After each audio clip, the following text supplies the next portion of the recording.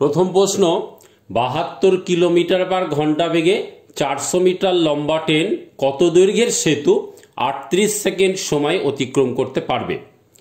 আমরা যখন জানি একটা ট্রেন যখন একটা সেতু বা কোনো একটা প্ল্যাটফর্মকে অতিক্রম করে, তখন ট্রেনের দৈর্ঘ্য আর সেতু বা সেই প্ল্যাটফর্ম অর্থাৎ বড় একটা দৈর্ঘ্য মিলিত দৈর্ঘ্য একসাথে যেতে হয়।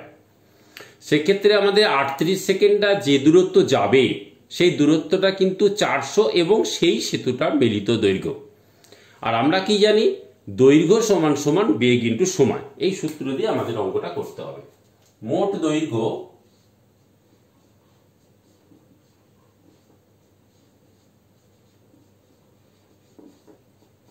গতিবেগ ইন্টু সময়।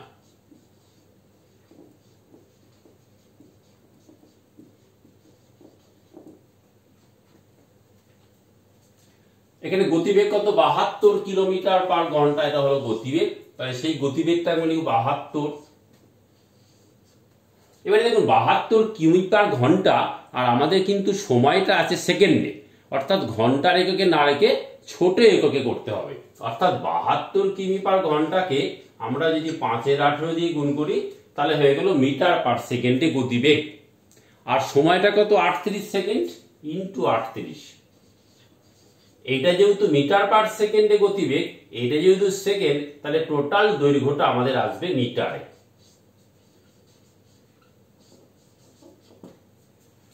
18 4 72, 4 5 20, 20 ইন্টু 38, 760 মিটার। এই যে 760 মিটারটা কিন্তু 400 আর সেই সেতুটা মিলিত, তাহলে 760 থেকে 400 বিয়োগ দিলে উত্তর হবে।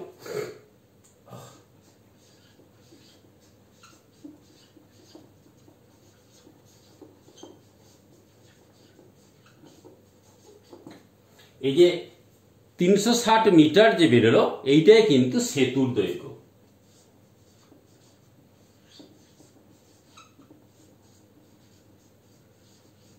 অর্থাৎ 20 সঠিক উত্তর। 2 নম্বর প্রশ্ন, কোন ট্রেন 360 মিটার দৈর্ঘ্যের সেতুকে 20 সেকেন্ডে এবং 480 মিটার দৈর্ঘ্যের সেতুকে 24 সেকেন্ডে অতিক্রম করে, তবে ট্রেনের গতিবেগ কত? এক্ষেত্রে আমরা ট্রেনের গতিবেগের একটা শর্টকাট সূত্র দিই, বেগ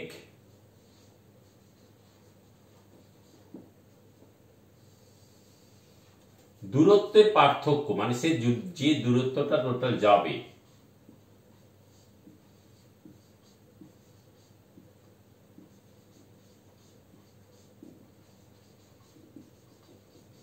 বাই সময় পার্থক্য।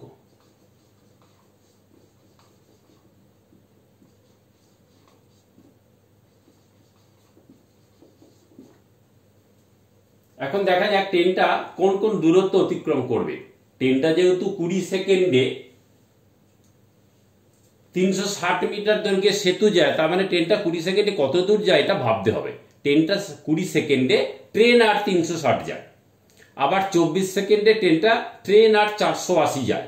তাহলে যে 360 আর ট্রেন, এটা প্রথম ক্ষেত্রে অতিক্রান্ত দূরত্ব, আর 480 আর ট্রেন এটা দ্বিতীয় ক্ষেত্রে অতিক্রান্ত দূরত্ব। তাহলে এই দুটো পার্থক্য নিশ্চয়ই 480 মাইনাস 360 এটা। আর সময়টা 24 মাইনাস 20। তাহলে দেখুন 24 মাইনাস 20 এই দুটো বিয়োগ করলে পাওয়া যাবে 4। আর 480 360 এই দুটো বিয়োগ করলে পাওয়া যাবে 120। তাহলে হলো 30। এটা কিন্তু মিটার পার সেকেন্ডে, কিন্তু আমাদের উত্তরগুলো কিলোমিটার পার ঘন্টায় আছে। তাহলে 30কে 18 পাঁচ দিয়ে গুণ করলে শর্টকাটে কিলোমিটার পার ঘন্টা হয়। তাহলে উত্তর হচ্ছে 108 কিলোমিটার পার ঘন্টা। এটা সঠিক উত্তর। কোনো ব্যবসায়ী 20% লাভে দ্রব্য বিক্রি করেন, তিনি 4.5 কেজির বদলে যদি 4.8 কেজি দেন, তবে তার কত পার্সেন্ট লাভ হবে। এই ধরনের অঙ্কে প্রথমে আমাদের দেখতে হবে কত পার্সেন্ট তিনি লাভ করছেন নাকি ক্ষতি করছেন। যদি লাভ করা হয় তাহলে 100-র সঙ্গে সেটা যোগ, যদি ক্ষতি করা হয় 100-র সঙ্গে সেটা বিয়োগ। অর্থাৎ 20% লাভ মানে 120, 20% ক্ষতি হলে আমরা 80 করতাম, এই রকমের। অর্থাৎ 20% লাভের জন্য প্রথমে 100 যোগ 20, 120। তার সাথে গুণ করতে হবে যে দ্রব্যটা যত পরিমাণ দেয়া হলো আর যত পরিমাণ দেওয়ার কথা ছিল তার কিন্তু 4.5 কেজি দেওয়ার কথা ছিল, কিন্তু তিনি 4.8 কেজি দিলেন। অর্থাৎ যত কেজি দিলেন ওইটা নিচে, ফাইনালি যতটা সার করা হলো ওটা নিচে, আর যেটা দেওয়ার কথা ছিল ওইটা উপরে। এই যে ভগ্নাংশটা হলো এর সঙ্গে 100 বিয়োগ, এই যত পার্সেন্ট হবে সেইটাই আমাদের উত্তর। পজিটিভ উত্তর আসলে সেটা হবে লাভ, নেগেটিভ উত্তর আসলে সেটা হবে ক্ষতি। আমাদের অঙ্কটা বুঝেই দিচ্ছে লাভ হবে। দেখুন ওপরে 4.5 আর নিচে 4.8, এই দুটো দশমিক একই ঘর থাকায় আমরা দুটো দশমিককে আমরা বাদ দিয়ে দিতে পারি। সেক্ষেত্রে এলো 48, আমরা কেটে দিলাম 12 দিয়ে।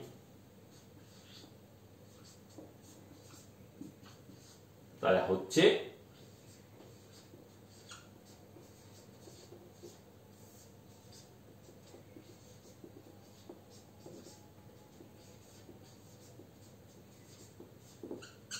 দেখা গেল 12.5% লাভ। 12টি দ্রব্যের ক্রয় মূল্য 15টি দ্রব্যের বিক্রয় মূল্যের সমান, তবে কত পার্সেন্ট লাভ বা ক্ষতি হবে। এক্ষেত্রে একটা টিপস দেখ, ক্রয় মূল্যের সংখ্যা কতগুলো বলা আছে। ক্রয় মূল্যের সংখ্যা কিন্তু আমাদের এখানে 12টা বলা আছে। বিক্রয় মূল্যের সংখ্যা কতগুলো বলা আছে, বিক্রয় মূল্যের সংখ্যা 15টা বলা আছে। এর উপরে একটা অঙ্কটা শর্টকাট টিপস দেখুন, লক্ষ্য করতে হবে ক্রয় মূল্যের সংখ্যা বেশি নাকি বিক্রয় মূল্যের সংখ্যা বেশি, এর উপরে আমি লাভ হবে না ক্ষতি হবে সেটা নির্ণয় করতে পারবো। এখন আমরা জানি বিক্রয় মূল্য যত বেশি হয় তত লাভ হয়, এখানে বিক্রয়ের সংখ্যা যত বেশি হবে তত ক্ষতি হবে। তাহলে অঙ্কটা কিন্তু লাভ হবে না, অঙ্কটা ক্ষতি হবে। এটা প্রথমে বুঝতে পারছি যে অঙ্কটা ক্ষতির। তাহলে ক্ষতির পার্সেন্টেজের সূত্র,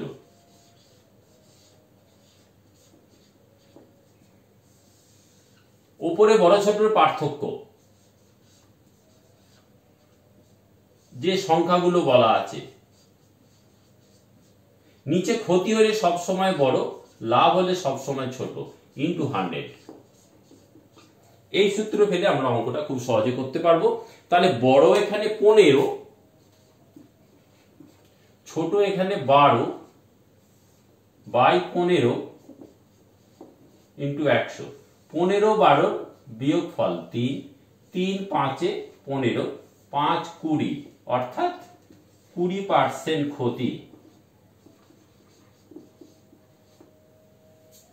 2 নম্বর অপশন সঠিক উত্তর। 70% এক্স হলে এক্স এর মান নির্ণয় করতে হবে। দেখুন 12.5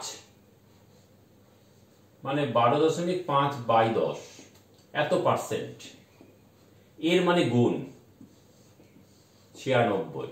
75% এর মানে গুণ এক্স।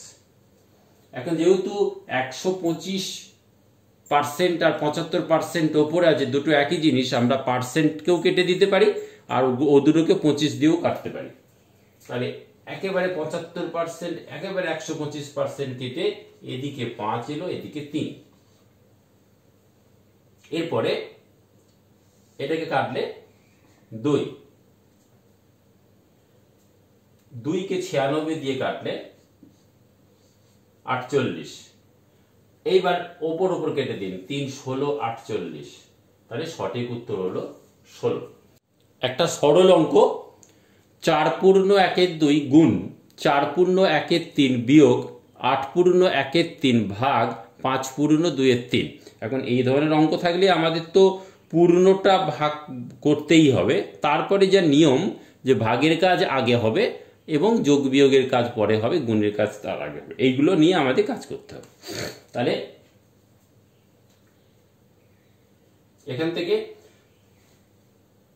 4 দুগুণ 8 আর 1 9 2, 3 4 12 আর 1 13 3, মাইনাস 3 3 8 24 আর 1 25 3। তারপরে যেহেতু ভাগ আছে এটাকে উল্টে দিতে হবে, 3 5 15 আর 2 17 3, তাহলে হয়ে গেল উল্টো 3 17। এই কোনাকুনি 3 কাটবে, একটা খেয়াল রাখবে এটা কিন্তু আলাদা ওটা আলাদা, কাটাকুটি কিন্তু দুদিকের সাথে হয় না, তাহলে এর মধ্যে কাটাকুটি হতে পারে এর মধ্যে কাটাকুটি হতে পারে, সেই জন্য এটা কেটে হলো 3। এরপর আমরা কি পাচ্ছি, 3 তারা 39 মাইনাস, এখন এই ক্ষেত্রে তো এত বড় বিয়োগ কি করে আমরা শর্টে করব, 39-এর অর্ধেক কত সেটা আমাদের দেখতে হবে।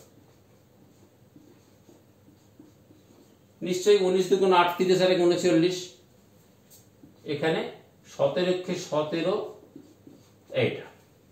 এবার আমাদের লক্ষ্য করতে হবে এখানে গোটা গোটা পূর্ণ পূর্ণ সংখ্যাগুলো কত, 18 আর হচ্ছে 1, এই দুটোর বিয়োগ 19 আর 1, এই দুটোর বিয়োগফল হলো 18। এরপরে একদম এর সঙ্গে যুক্ত করে অর্থাৎ পূর্ণ করে 17 আর 2 এর লসাগু 34 হয়, কোনাকুনি গুণ করে দিই, 17 কে 17 800, তার উপরে 1, তাহলে উত্তর পেলাম 18 পূর্ণ 1 এর 34। অপশন সি সঠিক উত্তর। কোন বৃহত্তম সংখ্যা দ্বারা 58, 76 এবং 67 কে ভাগ করলে যথাক্রমে 2, 4 এবং 3 ভাগশেষ থাকবে? এখন 58 কে ভাগ করলে 2 ভাগশেষ, তাহলে 58 বিয়োগ 2,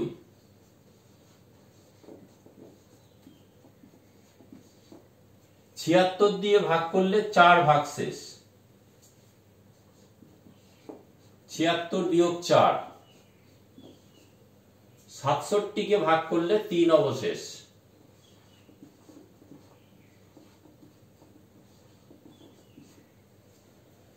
এই যে 56, 72, 64 পাওয়া গেল, এদের মধ্যে কমন ফ্যাক্টরটা একটু বড় সব থেকে সেটা দেখা যাক। 56 মানে